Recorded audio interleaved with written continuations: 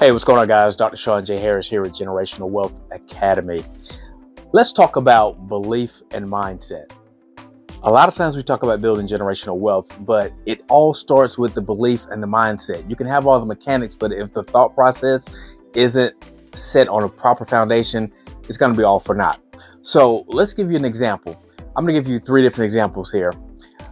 I remember just watching people at red lights when you get off of the interchange, maybe off the freeway, and you see people asking for money at a red light.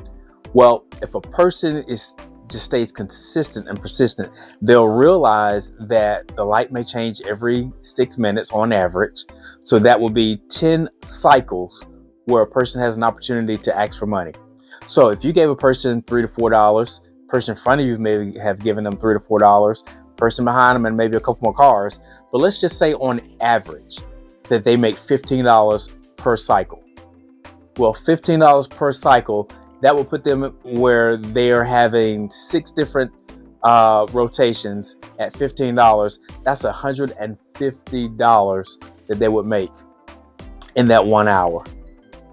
So think about that. If they duplicated that for 2 hours, they just made $300 a day working 2 hours. At the same time, a person could be working 8 hours a day and not even make half that amount. Let's just be very conservative. Let's say they only made $5 an hour.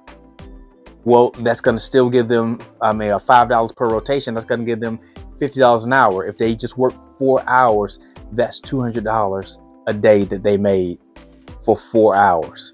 When again, many people working 8 hours a day and not making that type of money.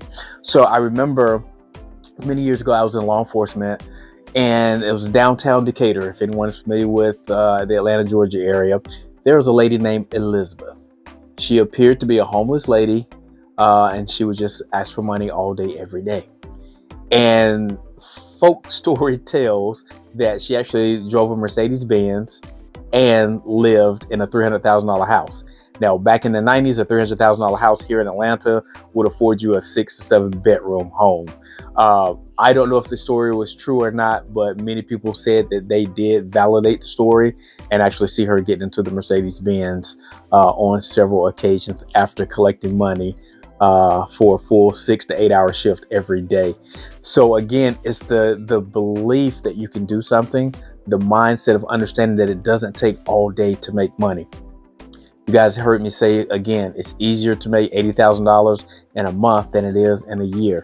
Easier to make that same amount in a week than it is a month, a day than a week, and even an hour as it is to make it in a day. So we have to reformat our mind.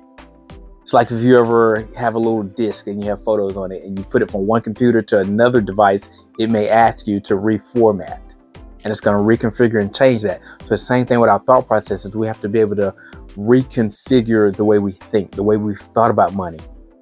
Because if you were still using the same thoughts about money when you were a kid, when you were a teenager, when you were a young adult, you're going to have old-fashioned mindsets about money. So you got to be able to create different mindsets of money. So another example I want to give you was when I first got into home inspecting. I started a home inspection company back in 1997. And at that time, I was averaging 3 inspections a day. But for one inspection, it only took me about an hour and a half, and that was $300. This was back in 1997, 98. So I was averaging 3 inspections a day, at least 5 days a week. So you're talking about $300 a day. That's almost $1,000 a day.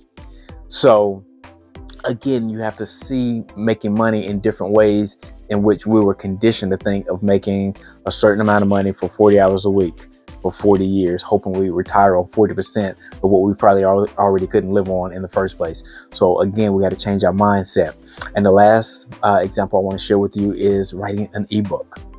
Think about the expertise and the skill set that you currently have in what you already do. Well, if you wrote a ebook and sold that ebook for $20 5 times a day, that's $100. Double that, 10 people bought the book at $20 a day. That's $200 a day. So again, you have to change the way you think if you want to change the condition of your finances. All right, guys, I'm Dr. Sean J. Harris. Change your mindset, change your belief, and make impact.